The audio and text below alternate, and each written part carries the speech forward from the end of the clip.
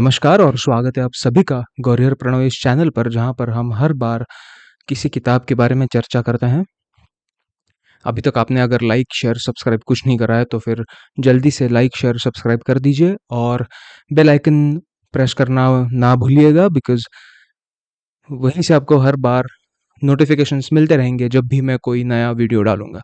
ठीक है, तो इस बार हम बात करने वाले हैं उस किताब की जो मेरे लिए एक आई ओपनर रही थी, जिसने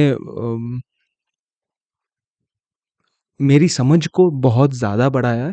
तो वो है inglorious empire by Shashi Tharoor.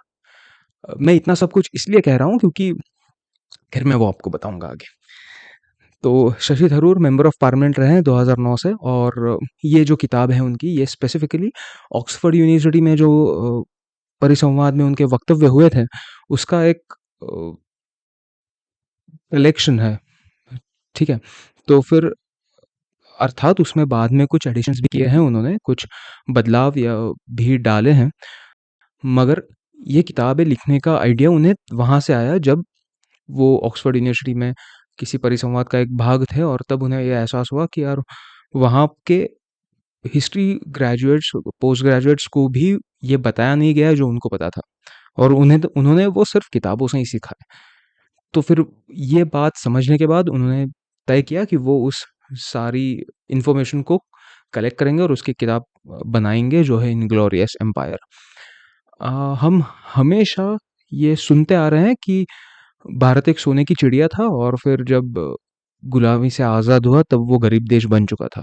तो ये जो सोने की चिड़िया से लेकर गरीब देश बनने तक का सफ़र है ना, ये हम खोज नहीं पाते, और ये हमें कोई बताता भी नहीं है। हमें बस 2 एक्सट्रीम दिखाए जाते हैं कि एक सोने की चिड़िया था और एक गरीब बन गया।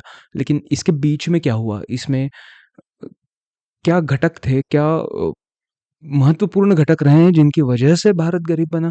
उसमें क्या बदलाव लाए लाए गए भारत की एजुकेशन सिस्टम्स में, या फिर इन जनरल इकोनॉमिकल और सोशल सिस्टम्स में? इस पर कोई चर्चा नहीं करता, या फिर ये बदलाव लाने की उन्होंने कैसे सोची, ये भी हमें पता नहीं लगता। तो ये सब जो हमें बातें समझ में आती है ना, तो वो आती है इस पुस्तक से, इस किताब से, जिसका नाम है इनग्लोरियस एम्पायर। एक तो ये किताब मैंने अमेज़न किंडल पर पढ़ी, किंडल नहीं यार, वो क्या है, अमेज़न ऑडिबल पर पढ़ी है मतलब सुनी है। तो फिर, और ये नरेटेड भी शशि थरूर जी के ज़ुबानी है। तो फिर आप उन्हीं की आवाज़ में उनकी किताब भी पढ़ रहे हो, तो आप है ना, मैंने तो उन्हें ऐसे करके इमेजिन भी कर लिया था। तो ये किताब सुनना भी एक अच्छा अनुभव रहा है। एक तो उनकी आवाज़ में, उनकी इंग्लिश में, उनकी इंग्लिश की किताब पढ़ना, तो सैटिस्फाइंग है सुनना बहुत ज़्यादा। अर्थात मैं उनके कुछ परसेप्शंस, अब अर्थात हर इतिहास का, हर इंसान की नज़रिए में एक नज़रिया होता है, एक परसेप्शन होता है। तो उनके कुछ मुद्दों पर मैं सहमत नहीं हूँ, जैसे कि उनका ब्रिटिशर्स आने से पहले का जो परसेप्शन है इतिहास को लेकर, मुगलों को लेकर, उससे मैं सहमत हूँ नहीं।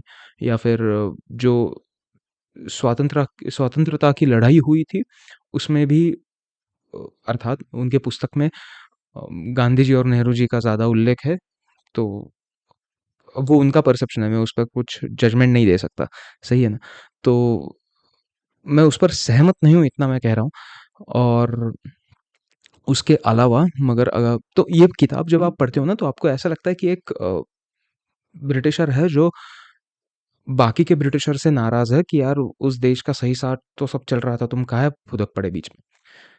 ऐसा वाला फील आता है मुझे ये किताब सुनकर। मगर उसके अलावा, अगर आप, जैसे मैंने पहले कहा ना कि अपने हमें हमेशा 2 एक्सट्रीम्स दिखाई दिए गए ना, तो उसके बीच का जो सफ़र है, या फिर उसे एग्ज़ैक्ट फैक्ट्स के साथ, लोगों की कोट्स के साथ, और फैक्ट्स के साथ-साथ परसेंटेजेस, वैल्यूज़, मतलब कितना लूटा, उसकी वैल्यू क्या थी, कितना परसेंटेज पहले जीडीपी था, ये जो सारी बातें हैं, ये पढ़ना, उस वक़्त के उन लोगों को कोट करना और फिर बताना, इससे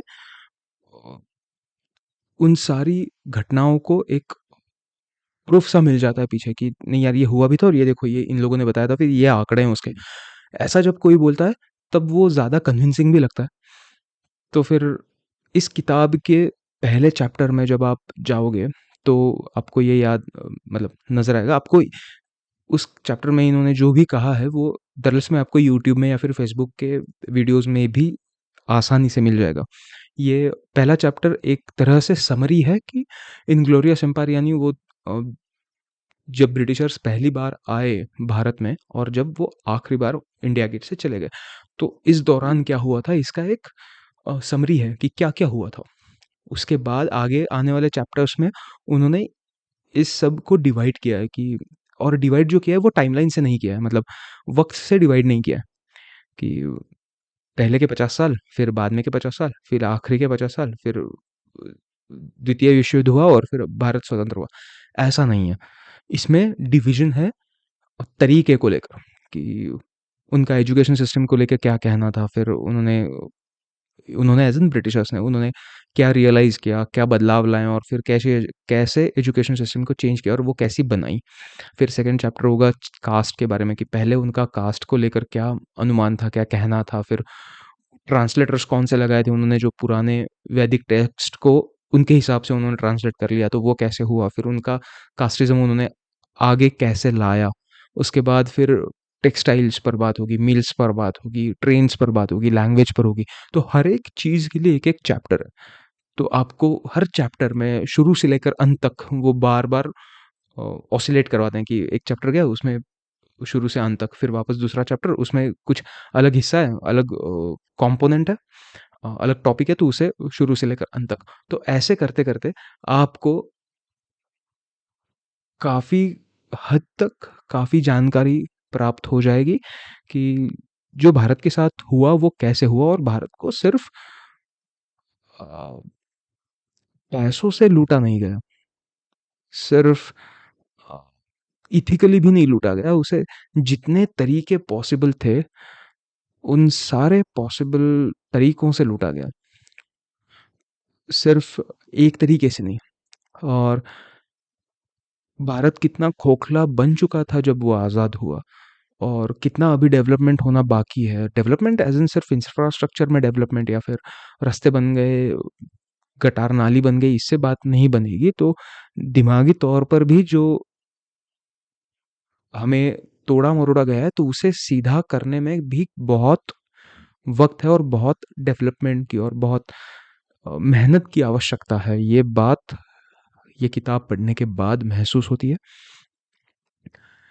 अगर आप सही में जानना चाहते हो कि बदलाव कितना हो सकता था, भारत ने क्या मिस किया इन 150-200 सालों में, या फिर भारत को कैसे झुकाया गया, या फिर ये सारी बातें छोड़कर भी अगर आप सिर्फ़ जानना चाहते हो, भारत क्या था और क्या होना चाहिए, तो भी आपने ये किताब पढ़ना बहुत ज़रूरी है, ऐसा मैं मानता हूँ। ये किताब हर किसी ने पढ़नी चाहिए जो भारत में रहता है या फिर जो भारत में रहता भी नहीं लेकिन खुद को इंडियन महसूस करता है। ये उन सब के लिए ये किताब है। ये किताब कोई अग्रेशन लाने के लिए नहीं है या फिर अ, नफ़रत फैलाने के लिए भी नहीं है, मगर अपने साथ हुआ क्या ये तो पता चले। कुछ घरों में होता है ना कि अ, बच्चा छोटा है कहकर उस घर के छोटे बच्चे को कभी भी कुछ कहा ही नहीं जाता। तो आखिर तक उसे पता ही नहीं है कि उसके घर में चल क्या रहा है। वैसा अपने साथ ना हो, बस इसलिए ये किताब पढ़ना बहुत ज़रूरी है। तो आप भी ये किताब पढ़िए और मुझे बताइए कि आपको ये किताब कैसी लगी। और तब तक के लिए ब्रेक लेते हैं और अगली बार अगली किताब के साथ मिलते हैं। शुक्रिया।